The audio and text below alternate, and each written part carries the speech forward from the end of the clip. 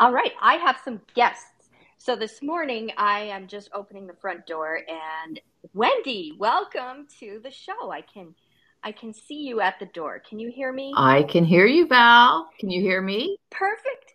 I can. Come on inside. I'm so excited to welcome you this morning. It's great to have you here. Greg's here. I can hear you. Welcome. This is exciting. That's why we take the first 15 minutes to get mic check and sound check action going. Good morning, Val. Continue. I'm loving hearing your intro here. Wonderful, wonderful to be on Val Olson Radio on X. Val Olson Radio on X. Good to be here. I encourage everyone listening, take a minute, grab a coffee, grab a paper and pencil because there is always important stuff. You're going to learn stuff. I promise you will walk away smarter, inspired, encouraged, empowered, and always new ideas, new things to think about. You're going to be challenged because Greg Meakin showed up today and he loves to challenge us. So, Greg, take a minute. You are in Arizona City. It's beautiful today. You were saying yesterday, it's just like the perfect climate in Arizona right now. Wow, everywhere in the world, most countries, most places that I see have their nice seasons and their challenging seasons. As I'm finding out in Arizona, just being down here for 4 years almost, Val, almost 4 year anniversary. Can you believe that? From Seattle area, retired from the Seattle area. And Arizona, to everybody out there, is a hot place, right? It's a beautiful place. But I learned that the only 3 months really that you need to be aware of in Arizona is June, July, and August. Those 3 months average is over 100 degrees every day. It's really tough, no matter who you are. And so, we're either going to spend some time in the future up maybe in the Northwest, maybe goodness, North Carolina, during maybe the hot seasons, and or even in the mountains in Arizona. Val, the Flagstaffs of the world and the Lemon Mountain and stuff. So I'm going to fight the heat in June, July, and August. But otherwise, I'll tell you what, October and November upcoming, I don't know of any place in the world that's as nice as the state of Arizona. The temperature, hello, nice sunny. Hello, sun. Get this, okay? Everybody up north, remember this, okay? Write this down. There's no snow. But today, maybe 80, high 70s, mid 70s. No humidity, no bugs, no lightning, sunshine, dry. And I'm in paradise. I really am when I wake up to this weather. And anyone who follows me on Facebook knows I love Arizona. I love the sunrises here and so forth. So seriously, it's great to be on. It's so great to be on with you again today. It's kind of ad lib, ad hoc, as they say in business. We got lots to talk about and hopefully a short amount of time. I'm thinking 15, 20 minutes if we could ever do that, especially with a few of the guests are going to be popping in, as you know, Val. So I just wanted to just say good morning to everybody, to let everybody know there's a lot of stuff going on, a lot of stuff, news stuff going on, including not necessarily on your TV. Maybe the last place to look is on your TV, or like the CBC or CTV, last place to look, right? But this is where new news gets its news, not only on Val Olson Radio platform on X, but we're going to have a guest jumping in who's actually a military guy, retired military guy, and he is hosting a show tonight, Friday. Tonight, his name's Captain James McCormick. I call him CMC, which is Captain, Major, Commander, all rolled into one. He's a 3-time Purple Heart winner. We know this, Val, and you can introduce him, even talk with him later, a little bit later. I know he's coming online. I also have my pal, my very, very best pal in the world right now, my IT genius, Wendy Tepley from Raleigh, North Carolina. Wendy and I grew up together and went to high school together and so forth, way back in, the town, Dorval, Quebec, Dorval. So Yes. Wendy was, we were buddies, and I mean, all through high school, and we kept in touch and reunited, and she's done a lot of my technology work. We've had an entire shows on that on my YouTube channel, Val. So I got blabby already. My mic, I think, sounds good to me. Back in England on a Yes. radio show in England, one lady calls me Mr. Midnight. Did I tell you that, Val? Mr. Midnight.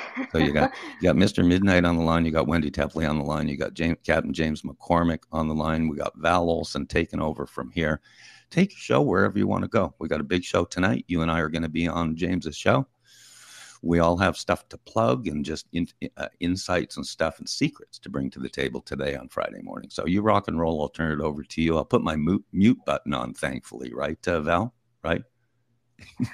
I just want to welcome our Alberta guests, and I have some eagle eye reporting thanks to a guy who's in Alberta, Dave.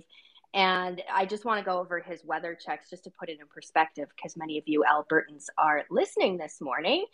And he says the ice has froze over. It's freezing. Winter has arrived in Alberta. 6 inches of snow. A blizzard again. The blizzard has stopped. He's back on the road, and it looks like deathly conditions there. He says the closer I get to Edmonton, the colder and harsher the conditions. So blizzard conditions and drivers on the road averaging around 3 hours behind schedule. That's happening in Alberta as recently as in the last 6 hours. So with that, ouch. You know what? They're getting it from every side. The weather is harsh. The political climate is harsh there, but it's all sunny skies and safety and freedom and good things and happy things here in Arizona. It's wonderful to be broadcasting on X, where you can hear us, you can share the broadcast, you can get into the broadcast. No fear here. We are not afraid. That's the theme of our show. We're not afraid to have any conversation. Big conversations, hard conversations, dirty conversations. I love to clean. I love to bring my soap bottle and sponge everywhere I go. So we're not afraid to tackle anything. And that's basically what it's like to be an American in a nutshell. And it starts in your heart. Greg, you had me turn to page 19 this morning. It's one of my favorite pages, and why I came to America and what I think now, because it really catches you off guard. I mean, you kind of break all of the rules right out the gate, because that is chapter 1. And it starts with, I am a half-breed. What do you have to say? Like, what do you want people to know? That's the starting line. I am a half-breed. Don't you like it? I just love it. We do, Val. I tell you what, you reminded me, thank God, this morning that we had kind of a nice little opportunity for Val Olson Radio on X this morning at 9 o'clock. So, but everything has been kind of quick and ad lib and ad hoc, which is what live radio is supposed to be. That's such an awesome cue. What I was going to have you do, you're the best reader I know. Okay. You've already introduced it beautifully. All I'd like you to do, and really assertively, right down to the last word, I'd like you to read the first 2 lines and then try not to read more. Okay. Because you asked me a long time ago, because you should be an investigative journalist. You've been asking me questions for 2 years, Val. You said, Greg, of your 4 books, 1 upcoming, of your 3 books so far, including Why I Came to America and What I Think Now, which you have in your hands, what's your favorite line? And I had to look it up today because it's been my favorite line since the beginning. And I just want you to be assertive and read that line to the listeners. And we'll just go from there. That's my favorite line. I am a half-breed. It is hell being a half-breed, half American, half Canadian. When my Canadian side apologizes for something my American side calls me a pussy, then kicks half my ass. It was also difficult being raised as a disrespected, low-life minority. An English kid in Montreal was only 12% of the population in the 70s, much like blacks in America. They had their race war, we had ours. Oh my God, I love it when you read. You did it. You said every word. You didn't you pulled a Wendy Mesley, right? You read right off the script, off the book. What was that, page 19 or something? It's just my favorite 19. line. It's my favorite line, and as funny as it is, and serious as it is, being a little brash, being a little, I don't know, shall we say edgy? I mean, they had their race war, we had ours. Okay, that's Quebec. That's edgy stuff. I did it in my book, and I did it, as you know, without censorship, without censored, raw, unscripted, uncanceled, undoxed. And that's the way my book read, as you know. You've read it like 15 times, Val. But it's also what my philosophy in life is. If you can, that's why I love your radio show on X. You must be right now. Everybody is craving real information. There's so much garbage out there, even on the mainstream networks. Don't get me started. And we won't say anything like the CBC or Toronto. We won't say that. So I'm blabbering enough. I love hearing you read that verbally, word for word, because it really is the truth, but it's also a really funny line, So there you go. I'll turn the show back to you, Val. It's been fun so far. I love the book because it's real, it's raw, it's honest, it's in your own words. And when we lose that, it's dangerous. It is dangerous. And so we must practice our God-given rights. You can say what you think, and you are free to feel how you feel, and don't live in fear. Don't. And it's a choice every day. It really, truly is a choice. So it is 9:02 on the nose, and I want to welcome Wendy to the show. Good morning, Wendy. Well, good morning. I didn't realize we weren't underway. I was just thoroughly enjoying the banter between you and Greg. So this is official. Well, hello. Well, I want to just ask you, since you know Greg pretty well, right? You guys went to school together. Take us back to that time, because I as an investigative journalist, I want to know, the why someone is the way they are today. So you would have some inside perspective, knowing what he was like in the classroom or all that kind of stuff. So anything you can share would be greatly appreciated. He hasn't changed, let's say. And do any of us really, and I'll get back to Greg, but I have 3 daughters and they're twins. So I have something in common with Greg. He has twins as well. And, from the time they were born, there were 2 different people, and they still are, and characteristics they had right out of the womb, you're going to still find them in your children. So people don't change it at their core. Greg is still that jokester, funny guy, got a real twisted sense of humor, full of life, just goes at it, like you were saying, unapologetic about what he says. So that's, it's just his zest for life. I seem to remember was epitomizing Greg every time he walked into the classroom or the hockey rink or wherever. It was just, you knew he was there, and there was going to be a fun time. So he's gotten a little bit more serious in his older age, but not much. Oh, Wendy, I love it when you coo over me. That's great. Okay, you owe me. No, it's you didn't. Yeah, that's so funny. It really does. It takes us all back, Wendy. Well, that's the interesting thing. I think there had to have been over 25 years between, not high school and then finally seeing you again. So that's a long time. That's a quarter of a century. But it was like nothing had changed. And when I've gone back to high school reunions, that's been the coolest thing. I tell people the story of the first high school reunion we had back in 2004. Lots of people in the room, you would hear a voice and you would go, you knew the voice, you turned around, and who you saw might not resemble what they looked like, 25 years ago. But the mannerisms, the laugh, everything was identical, which is really so cool because, physically we can change over the years, but who we are and what makes us tick doesn't. So, Dave Matheson, who, sadly passed away about a month and a half ago, he was one of the most surprising high school reunions. He was all of what, Greg? Was he 5'4" when he graduated high school? And here was this 6'2". Oh my God. I don't know. I'm only 5'3", so maybe he wasn't quite 6'2", but he big 6'1" guy. And he was a little guy. I mean, he was a little guy. Wendy.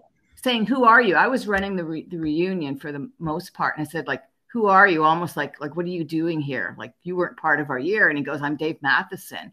And I almost called him out and said, nah, you're not. But sure as the sun rises, there was Dave in all his 6 foot plus glory. And, once I started talking to him, there was that same, I'm going to call him little boy because he was short when he graduated, but small. Always a small world in synchronicity, Wendy. This comes right back to, you're the one who told me. You and Ralph were the ones who told me that Dave was over 6 foot tall. You had this conversation about how people stay the same, but they change, but they stay the same. And that reference that I put on the Dave Matheson tribute, which again, we worked closely with that literally in the last couple of weeks, was exactly that. That was the elephant in the room. He was a little guy, 4'10" in high school. Okay. He'd kick all our butts in football, but he was like 4'10". Now you said he's 6'2". I'm saying you're kidding me. Yeah. So that was a great story. But you clued me in on that in Seattle when we had coffee when we went to the USO. So enough of the backstory. But what a small world. And Dave Matheson, shout out to him, man. I know he's still with us. It really, really moved me deeply with his passing because anyone who's read that tribute and stuff knows how close he was to me. And like I've said before, I almost get tired of writing eulogies. I want to write prelogies soon, which is just paying tribute to people before they pass. So anyhow, sorry to take up that mic time, but thank you. Thanks for taking me back down memory lane, Wendy. Don't forget to plug yourself, what you're doing as far as your IT work and stuff. Really, really cool, Wendy. Really cool. Well, sort of fell into that career and kind of fell out of it last fall, but I still have my hand in it. The digital marketing agency that my business partner and I had here in Raleigh for 10, 12 years. We actually got acquired last fall, and it was my time to step aside and close the computer and not have it attached to my hip 24/7 and follow me around everywhere I went.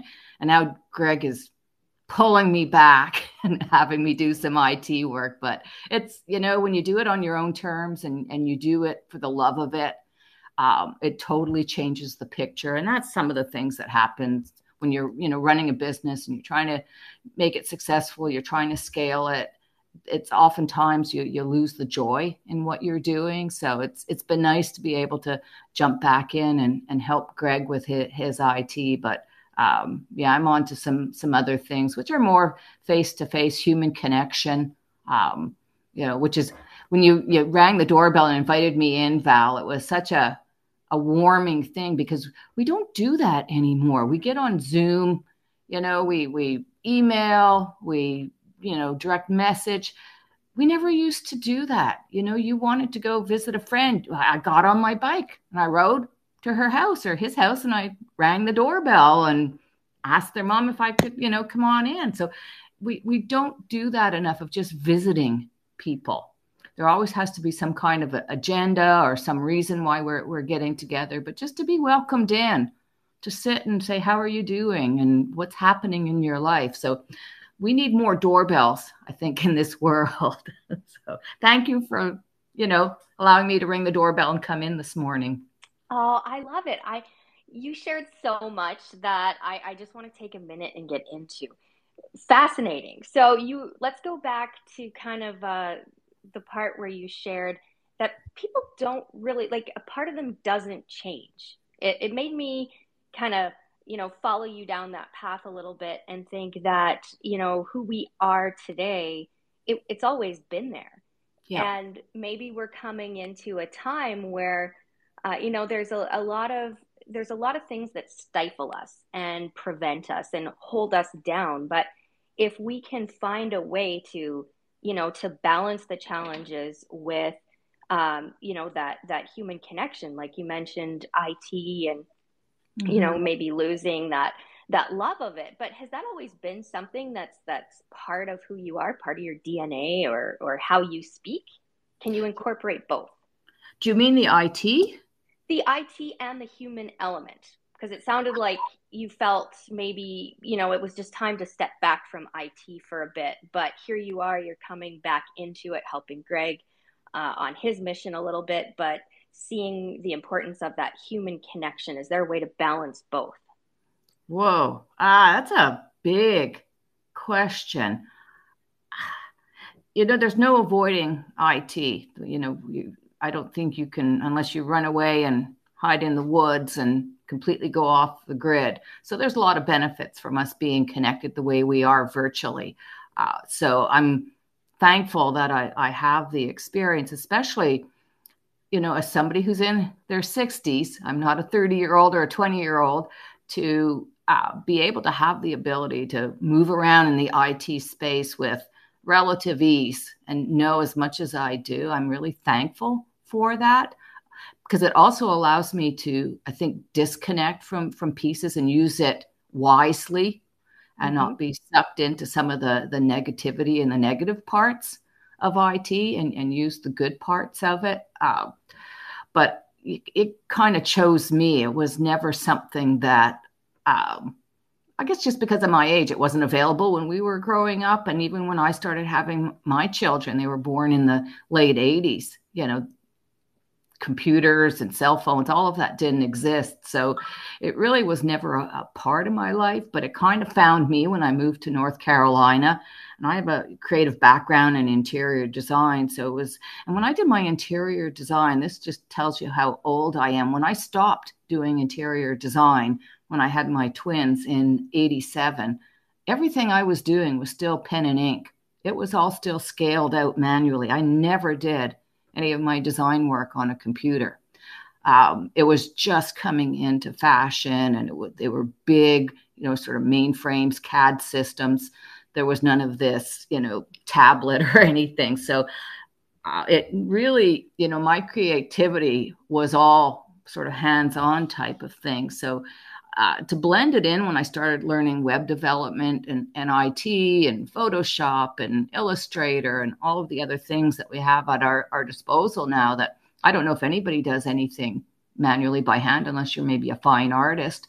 Everything can be done on a computer. But I think it allowed me to meld the two really nicely together, to have that, I guess it's, that classical background, and actually doing everything by hand. Pen and ink makes it sound like I'm in the Middle Ages or something, but it wasn't that long ago. So, it's always great to add new skills, and I'm continuing to add more. So I don't think you can separate any of it. It all builds on one thing, builds on the next. I hope that answered your question. It does. And it makes me think of you like a connector, because you're bringing things from the past and you're able to communicate it in a way that it connects. It's a connector in all of this, because as we move wherever we're going, it's kind of like a timeless, ageless space, where what used to be perceived, like you're not allowed because, you're not a boomer, or you're not a senior, or you're not a Gen X. We put ourselves in all these boxes and ridiculous, little tribes of different identities. And what it does is it stifles, it controls, instead of, just ring the bell, come on inside, sit around the table, and, have great conversation that, people can take from in a positive way, or a negative way if they so choose. But just to be around that table is a place to, express in their way what's on their heart, what's on their mind is really powerful. And I think too, it's a way to bring it back to reality that, we're all here. We're just trying to get through the day, as Greg says, wake up in kindergarten every day, ready to learn. And I love that. Isn't that great? If I can jump in quick, that's so awesome, Val. I mean, you do great summaries on this. Because we do want to move on for sure. I want to chat with Captain, but Wendy, can you? And it's hard, 21 words or less. You're dealing with this behavioral stuff with the 4 categories, starting with manifestors. Oh, human design. Yeah, and it's going to be hard. This is a whole show, Wendy. This is a whole show. But if you could give, for Val's sake. She understands. I mean, she knows that you and I are manifestors. Yeah. She knows that she is a what's the second category? It's she's a projector. Projector. Yeah. So Yes. the 4 categories. This is really kind of you to Val, but also you to Cap McCormick, who's right behind you. He's rung the doorbell, I think, maybe once or twice. He's a captain, so he rings the doorbell a lot in life. So isn't this great? The dining room table, the kitchen table. Please share that for Val, Wendy. What the 4 energy types are in human design are manifestors, projectors, generators, and there's a split off from generators called manifesting generators, and there are reflectors. So I'm going to read something because the purpose of human design is to reclaim or recover the joy and love that have been lost in living a homogenized, conditioned life. Whoa. I will leave you with that because that was more than 21 words. And oh, look, you're following instructions. Wendy, you're following instructions. Val doesn't know how to do that. That's awesome. You started at you stopped at like 22 and a half words. Honestly, that's the best teaser I've heard. I'll put on a double teaser here. Seriously. When I launch my radio show next Wednesday at 9:00 a.m., hard start Pacific time, noon Eastern, Secrets from the Inside with Greg Meakin. I want to bring up that, and let's do maybe a segment on it. It's just too cool. Can you repeat it? I love it. Radio. Can you repeat it one more and give it a better teaser even before we go to Captain McCormick? Captain McCormick is not here yet. Just okay. So I revealed our new secret guest. He's been on the road, Val. He's back in West Virginia doing what he does as a Purple Heart, former national commander of the military order of the Purple Heart. So he might be able to drop in. He might be somewhere in West Virginia that has no internet coverage, just like Arizona City, Arizona. So I'll take it back to Wendy. Quick, like over that 4 again. That's a great teaser, Wendy. Yeah. That's great stuff. Even maybe a little line or two after each one. It's great. Gosh, each different energy type. Oh, start with manifestors. Actually, okay. I'll read you the purpose of human design is to reclaim or recover the joy and love that have been lost in living a homogenized, conditioned life. So manifestors that are about 9% of the population, think of them, we're here to initiate things. The projectors are here to improve the process. Generators and manifesting generators are here to do the work, and reflectors are here to show us what is working and maybe what is not working. They're going to reflect back what's happening. Now, that's very sort of high level. So it gives you an idea of every type has its purpose. One type is not better than the other. Reflectors are only 1% of the population. So they're very rare. Projectors, I think, are about 12 to 15, and then the generators, manifesting generators, make up the rest. But every type has its purpose. So using human design to better understand our purpose in life, how to communicate with people, how to make decisions better. So it does draw on some other ancient practices like astrology and chakras and the Kabbalah, but what it has the ability to do, it's not predictive. It really looks at your purpose in life. So it will explain to you how to be more at ease in your life, how to make decisions, how to communicate with people. So it's very much a practical thing. You're not going to ask somebody who does human design to, am I going to have 3 kids, or am I going to be successful in my career? It will not answer those questions. It's not the purpose. So is that enough of a big teaser? Those are big concepts, and that is what this show does. Is there is no conversation we are afraid to have. I think anybody can relate to, just to come back to the beginning of what you said, being stifled in a box. When I think of homogenized, I think that, I attribute it to, this is your lot in life. That's what it felt like for me.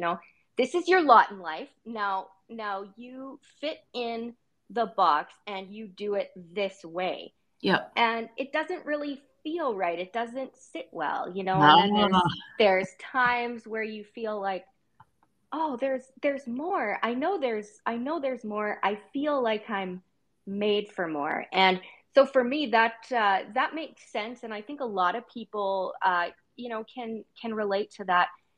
I find today I'm at a place of just absolute peace. Peace in knowing who I am, accepting who I am, and really just walking it out. And people are hungering for that. You know, yeah. people are scared, and we want to see people move out of a place of being scared and more into rising. And so we're going to have hard conversations, easy conversations, inspiring ones, and that's a teaser, I guess, of what's coming on the new show. So, Greg, if you want to go into it, just an update. I have my special phone line. I know that Captain James may not be available, but if he is, I'll kind of just stop the broadcast where we're at and let him in. But he's not around right now. So take your time, Greg. Oh no, that's great, and that's what live radio is all about. You're sitting in your kitchen. I remember I grew up in a kitchen where everybody would drop in. James is here. Oh my goodness, about time. I don't know if he was offline. I just sent a text to him because this is what we do on live radio, right? Are we offline? Are we unavailable? Are you running around doing speeches? Are you fundraising for the military vets? All those things. You know, he pretends to be retired. He's like me, Val. You pretend to be Just retired. unmute your mic, James. That's all I need from you. Yep. There he is. Welcome to the show. Thanks for popping in, Captain James. Hey, look, it's always a pleasure, and thanks for having me on the show. And love being around patriots. You know, that's a great thing to be able to hang out with patriots and enjoy life in freedom. And I only wish other people could enjoy the freedom that we have. And I hope that the people of Alberta will one day enjoy that same freedom as our 51st state. So there you go. Isn't that inspiring? I mean, I don't want you to stop. Keep going. Tell us whatever you have to share. Oh, great. Yeah. Well, you know, I've met some interesting folks in my walks in life, and ran across Matt Cody in Texas. And I want to tell you a little bit about Matt Cody in Texas. Matt Cody in Texas is the president. He actually started the organization, the Oil and Gas Workers Association. So the Oil and Gas Workers of America. And let me tell you, this guy is rock solid, 100% American, along with his organization, who pushes for the advocacy for and the need for American energy, especially as it comes through gas and oil. You know, and that is something I always post this picture that they pulled off of Fox News one time when I was on Fox News, talking about the state of American energy. And this was back, it's been a few years back, but it still resonates today. You know, there's two things. If you really want to have a national security posture, you have to be in control of your access to your energy and your food sources. Number one and number two, you cannot eat and you cannot move without food and fuel. I mean, that's just the way that it is. And we have gotten to a point to where we have allowed ourselves to once again, you know, thanks to the Joe Biden administration and these weak, panty waste policies that have taken the power of American energy away from the American energy producers. And that's gas, oil, coal.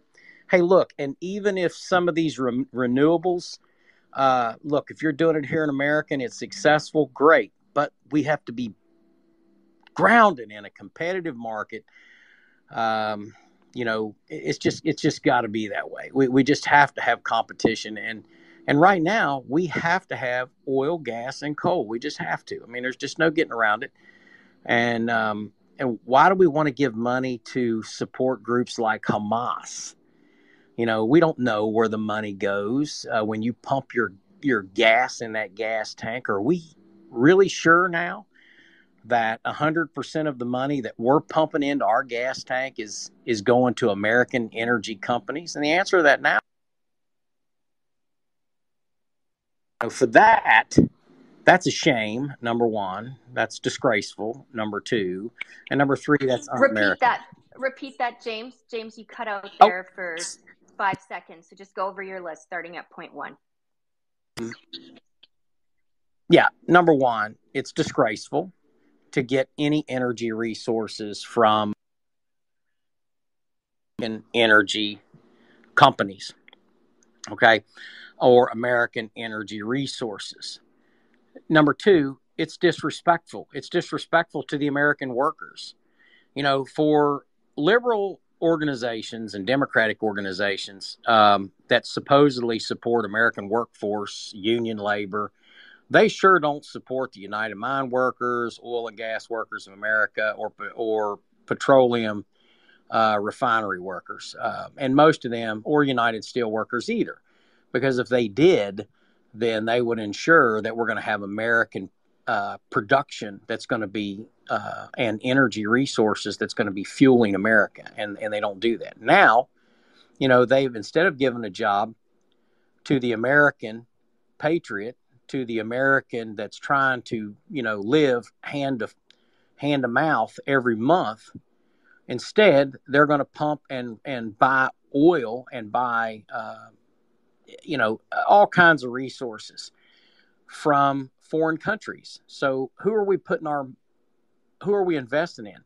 And if you go to pump gas into your gas tank, are you sure that 100% of what you're putting in your gas tank is going to go to support America? And even if a half of a penny out of 1 million people, 1 million plus people that buy gas every day on the Eastern Seaboard, okay, even if a half a cent of what you're putting in there is funneled to another country and funneled into Hamas or God only knows what. If it goes to Saudi Arabia, you can forget it. If it goes to Iran, you can forget it. If it goes to China, you can forget it. Russia, you can forget it, because we have no way to track it.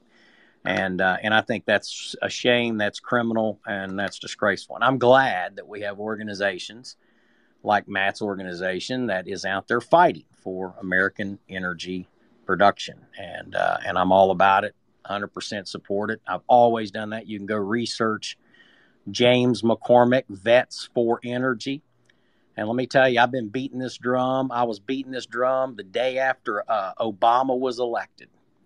You know, talking about, you know, the transition to green energy, the forced transition. It's not a transition. It's not a, you know, it's not a competitive work cycle that allows the best person to win. It is like tilting the scales and forcing you and I, the taxpayers, to pay for some of these ungodly experiments that do not work. You know, and it's a shame. It really is. And we're shutting down what made America so great. And that is our gas, our oil, and our coal, and our steel industry. And those American auto workers, man, my God, what did they do for World War II? They won the war. You know, those American workers and those Rosie the Riveters that all got out while the soldiers were fighting. It was American industry. It was American industry that made America great. And that's what we need to do again. We have to make America great again. And that's exactly what I mean by saying that. Captain McCormick. Yep. I have a quick question. We've been mutually chatting about this great guy, Matt Coday. I think it's spelled Coday, if I'm correct. It is, but he goes by Cody. Yeah, he tells me. Oh, there we go. I checked him out on Linkbook. This is LinkedIn. Linkbook. But this is a great guy. This is a leader for many decades in his field, oil and gas. I had a question for him that maybe you can relay, and I really look forward to meeting him and using him as a resource. Hello, inside scoop, inside secrets about the industry. My question is to you, because I've asked a few other specialists on this. We've discussed on air, James, because we've been on your show 3-4 times, and you've been here wonderfully on Olson Radio. And we asked you in the past, does a president make a difference to say our military guys or the oil industry, whatever? Does a president really make a difference? The answer is hell yeah. Yeah, right? Does. Hell yeah. Yeah, he does. So we all know that Joe Biden signed an executive order. Started with a signature. He signed 63, like in the first, I'll bet, just 65 minutes that he was president in January. But one of them was shutting down Keystone. Right. Yeah, absolutely. I've been doing deep research because the mainstream media, here we go, James. We talk about this BS all the time, the mainstream media. They say, 50,000 jobs are lost. And I say, no, I want to drill. Oh, how's this? Drill down into that. How's that for a good writer? And I heard from a really good source, and I want to run this by Matt. And maybe you might. Sure. Know. My numbers are that the number of jobs lost. This is on the Canadian and U.S. side, mainly the U.S. side, James, because this was Alberta to Texas, right? To Texas. Hello. Alberta's got the oil, but Texas has got the refineries. This is 101 stuff. So shut that down with a signature, executive order. And I'm hearing 120,000 jobs plus, James. And I talked to a few of these guys. One of them, he made 186 grand a year. He was an Alberta guy, James, and he gets laid off. He's working in like a donut shop down in Arizona. Isn't that terrible? Part-time. Isn't that terrible? And his family lost everything, James. Yeah. So about the $120,000, the 120,000, and I'd love to hear Matt's take on that. Either way, let me tell you something. I wouldn't mind pumping. I wouldn't mind paying $3 and $4 a freaking gallon for gas if I knew it was providing American jobs. I wouldn't mind that if I knew that 100% of what I was pumping into that gas tank, was actually going to support American industry and our defense industry in particular. And I think let me tell you, if you side with an administration that has taken the jobs from these American workers, like you just talked about, North American workers, okay, you are worse than the freaking Grinch that stole Christmas. You are worse than, you're wrong. You're absolutely wrong. And it's like they try to justify these family destroying, economy destroying decisions by saying, well, we're making a sacrifice for the environment. Not a damn one of them that make those decisions to shut down those jobs sacrifice anything. They don't lose a penny. They don't lose a stroke. What they do is they go on and they live in their glass houses and their big houses up on the hill. Meanwhile, the worker that's got 3 or 4 kids and is providing for their family, sitting there figuring out, how am I going to keep my electric on? And then am I going to be able to get enough money when I sell my house? Because you've got to sell your house. Okay. You've got to sell your house. When I sell my house, am I going to get enough money to at least pay off the mortgage, or am I going to be, double stock debt because I've lost my job and because now my kids are what? Are we going to live in poverty? And I'm just telling you, they're killing the American dream. They have damn near killed the American dream altogether. And if it wasn't for great organizations and people and patriots that are out there like yourselves, we're out here beating this drum. If you could get more people to listen, and that's the problem. Not everybody wants to listen. They don't want to hear, they don't want to hear us, pitching on this because of the fact that it is truthful and the fact that it's going to be, it's going to take something away from, their little huddles. It's un-American. There's just no other thing to say about it. So yeah, to say that I'm upset is an understatement. And I'm not even going to say what I was talking about earlier with you, Greg, but it's the only reason why. And remember, James, uncensored, uncanceled, man. You say whatever you want to say. We're all grown-ups in the room, man. Yeah, take your time. Well, I know we are, but it's time for the American people to smarten up. So here's the thing: if you're a union, steel worker, oil worker, energy worker, you're working anywhere in the union in any of these energy fields. If you vote for some of these Democrats, and damn near all of them now, okay, if you vote for these liberal policy supporting people, You are like a chicken voting for KFC. Okay. I'm just telling you right now, you are voting for the very people that are going to cut your throat and put you on the street. That's just the way it is, and sell you in a box of wings. That's just the way it is. Sad, but true. So yeah, it pisses me off. There's just no other way to say it. I want to take a minute and just touch on shortcuts and how shortcuts don't work. So this is the big boys and girls table, and if you're hearing things today, you're listening, you're challenged. Don't get upset and stomp your feet and plug your ears. Do your own research. So you've heard many ideas, many things today. Start investigating, where and who you're putting your X on the box, who you're going to support. It's important to get to know these representatives who are power people over you, but it is your job always to manage your vote. So don't just blindly, now is the time not to just blindly vote or just simply say, well, I'm not going to vote because it's all corrupt, but to do your own investigative work. And you've put a lot out there, James. Thank you. Well, that's the way that it goes. You have to, the truth shall set you free. And sometimes the truth is a hard thing. And, we're right back in a position that we were that set us up for the energy crisis that we had in the 70s. Some of us remember that. Unfortunately, a lot of people don't remember that. Sitting in line or saying, hey, so-and-so's got gas up the street. Y'all remember that. I do. And I remember my parents, not being able to go to work. And for us, we owned a construction company, and we didn't go to work. Well, we didn't get paid. It's just the way that it was. But you couldn't it's not that you couldn't afford it. You just couldn't get it. That was the problem. You couldn't get it.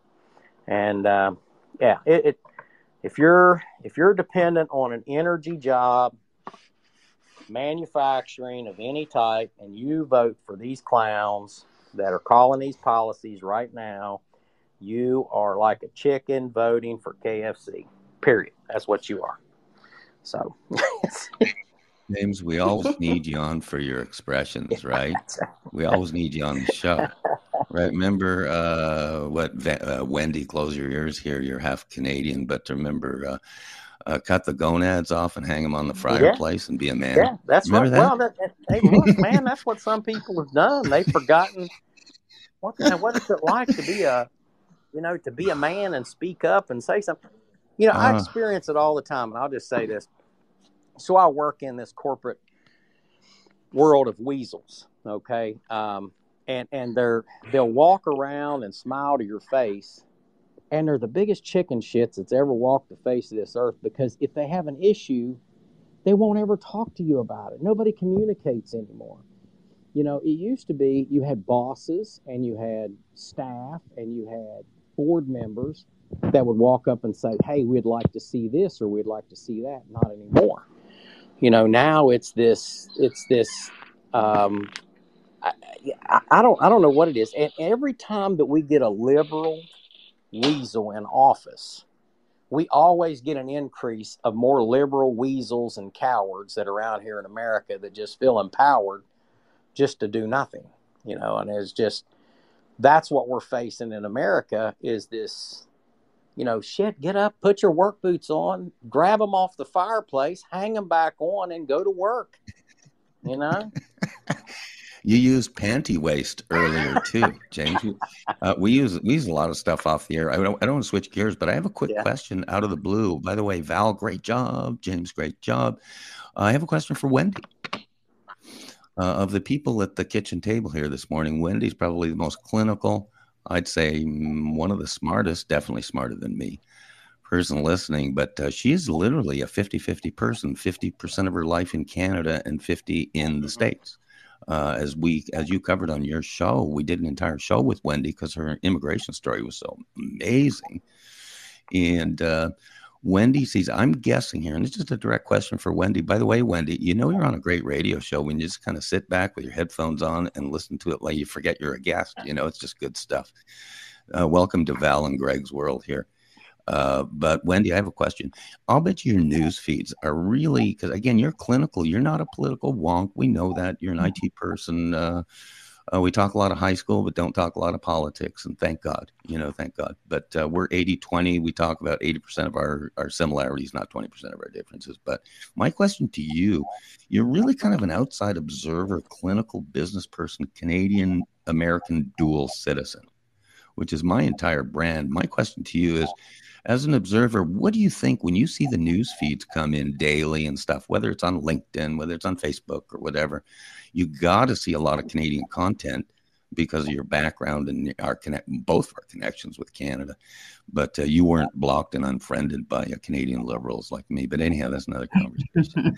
Wendy, talk to me a little bit, just as an outside observer, not political wonk stuff, just what's your feel, and almost segueing it to existentially for our respective countries, Canada and the U.S. Just take 5 minutes, whatever, and chat on that, because I know your point of view would be really cool. Yeah, and I stopped really listening and watching the news probably shortly after COVID. So I don't stay tuned to it, but people talk about it, so you can't avoid it. And when I go back to Canada, they're not any happier with their politicians. And if you think back, they never have been. People are always going to be unhappy with what's happening because it doesn't line up with what they want. And I find nowadays it's really hard to find the truth. It's so segmented depending on what news source you listen to. So, I think it's really hard to know. I think you really have to do a lot of reading, not just one or two. And you've got to start lining up what makes sense, what kind of lines up together, and what seems, just like garbage stuff out there. Because there is some good stuff out there, but it takes a lot of time now to really decipher it. So I think you got to, remain true to who you are and what what you strongly feel. And a lot of that is the way you grew up, the work ethic your parents installed in you, or, the milieu that you came from and what it represented. So I think, if you're true to yourself, you can't go wrong with whatever path you want to take and how you want to view what's going on in the world. And if, you're not here to make it a better place, then not interested to hear what you have to say. Wendy, are you optimistic, both on the Canadian side and U.S. side? Because I think you've even seen the cover of my next book, Why I Came to America, and Can We Even Fix This Mess? I think on all sides, we know there's kind of a mess going on here. We'll get Captain McCormick started on that end, or Val started on that. But what's your personal take as a dual citizen, Wendy? Do you feel optimistic? Do you feel upbeat? How do you think it's going to go next year or two? Yeah, I think it's just a much bigger question than just what's going to happen here in the States politically, or what's going to happen in Canada. It's the whole world right now that needs a shakeup and needs to come together. So it's not one individual piece. We all have to work at what's right for everybody on this planet. That's my view on it.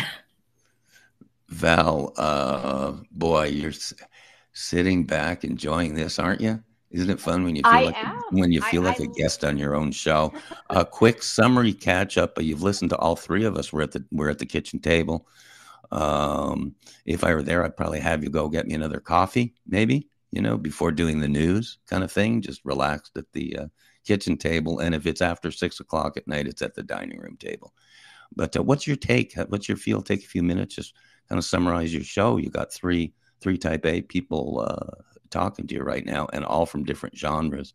So give us a summary. How fun. Go ahead, Val Olson. Well, in a nutshell, my brain just kind of tracks what each of you is saying and bringing to the table. And there's a common thread that just, comes out at me. And that is you are saying it all starts with the individual.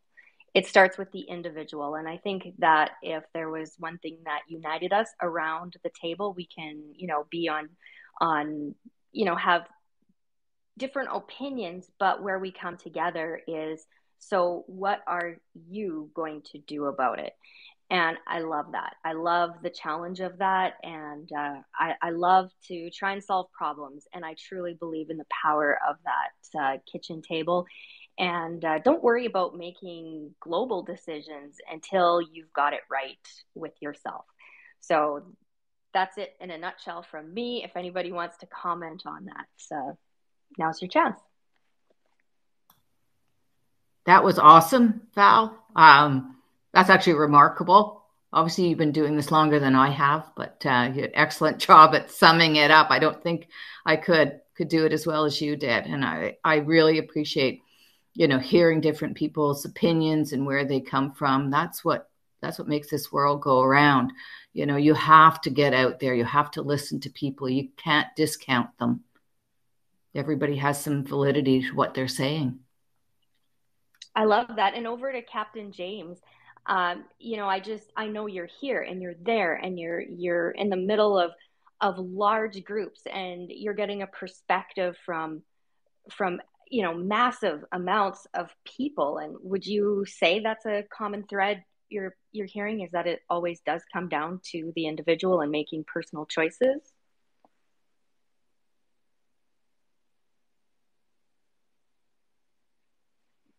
Okay, we are going to move over to Greg. Greg, can you hear me?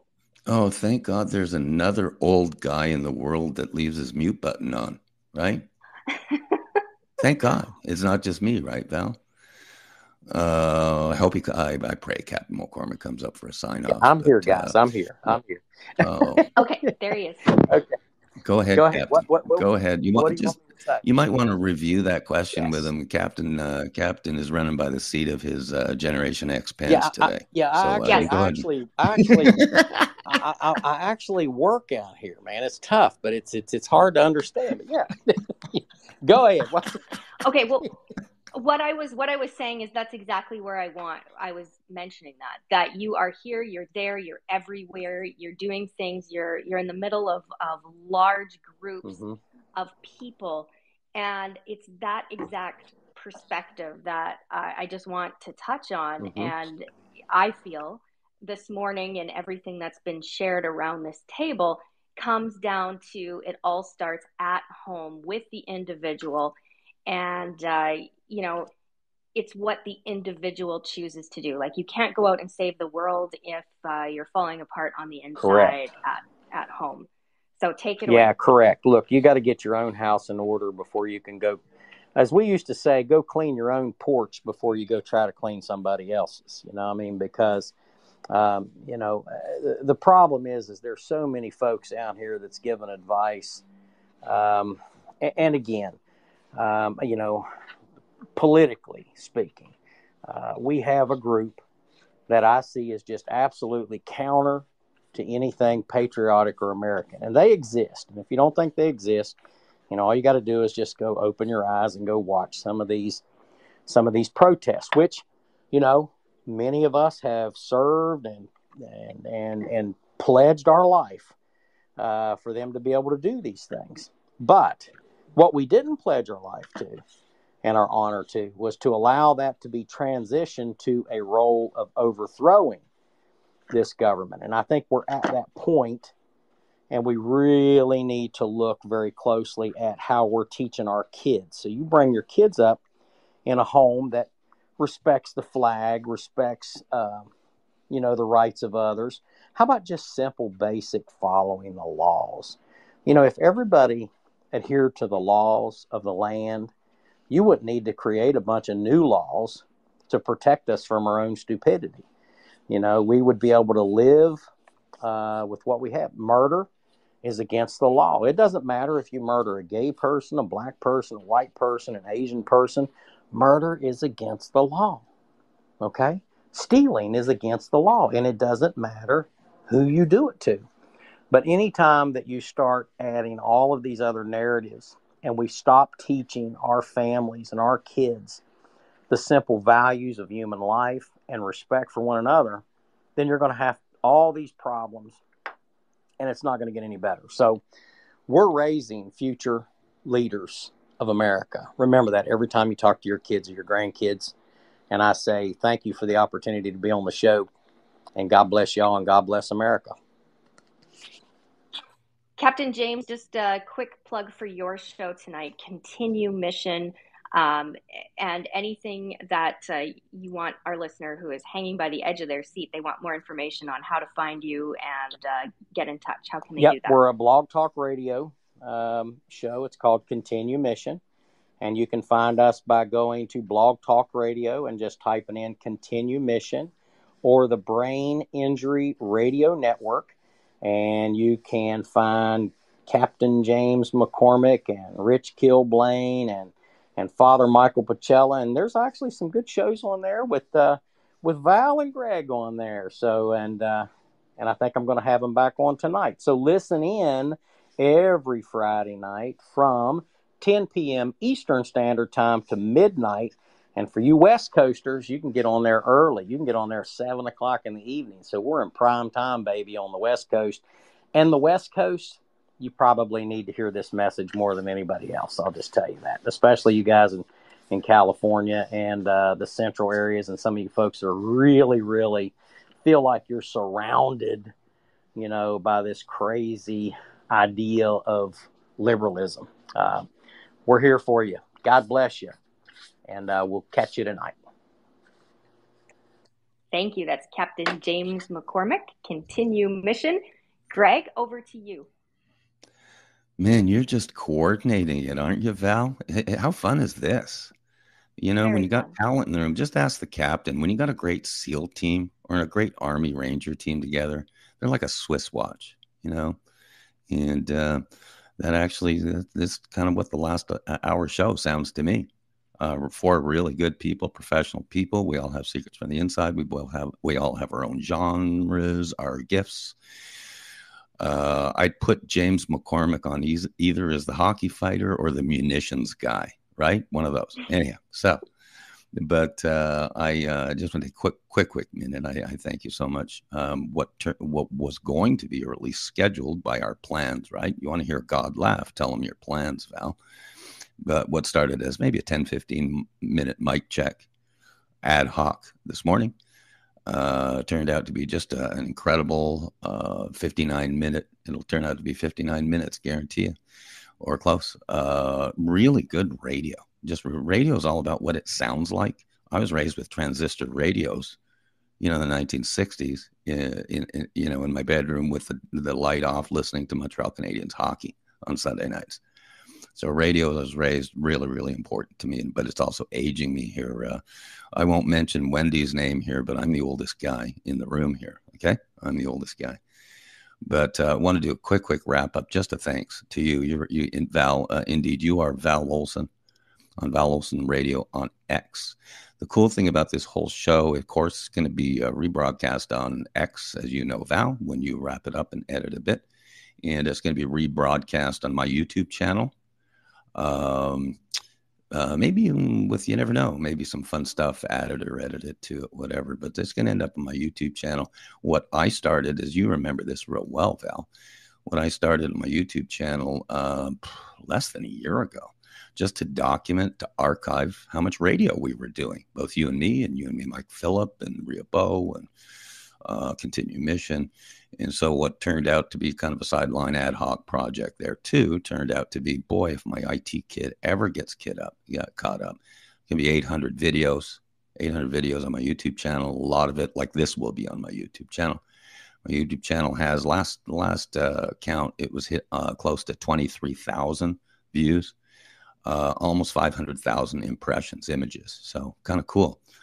So, Val, the cool thing about it, your Facebook page and your Twitter feed, just have to follow Val Olson, At Home Media Mom, and because everything, including these links, Val, like you always post the link to Continue Mission coming up. So we've done a great job there, and people can just follow your page and get kind of the inside scoop.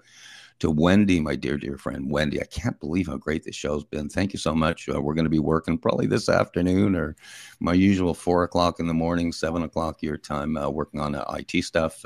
Wendy's building me a website or an addendum to my own site, which is, my site is gregmeakin.com.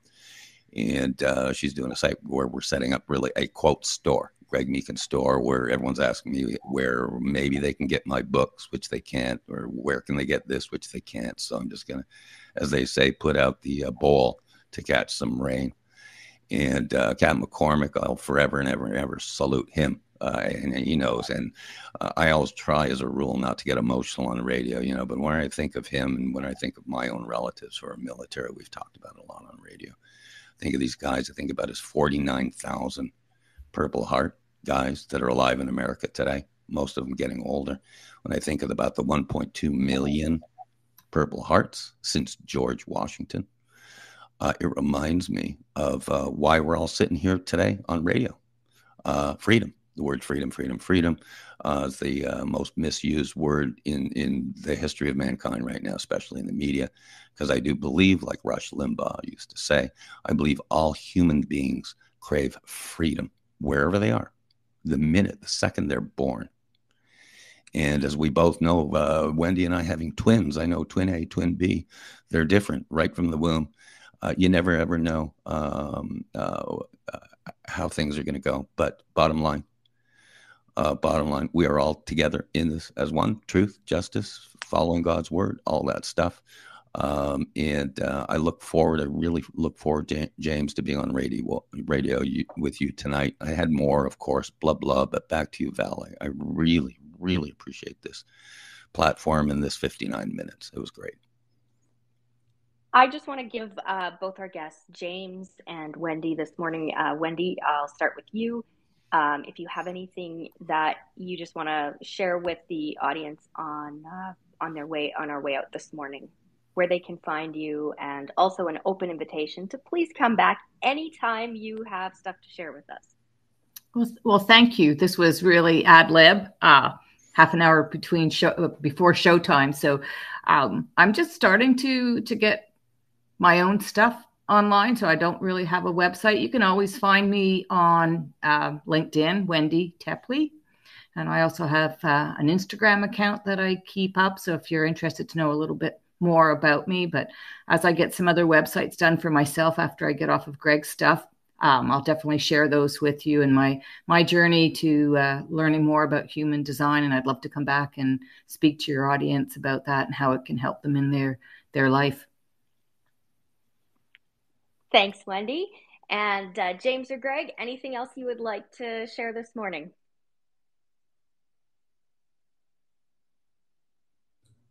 I'll let James go on that, and then I'll give you a quick extra Val. James?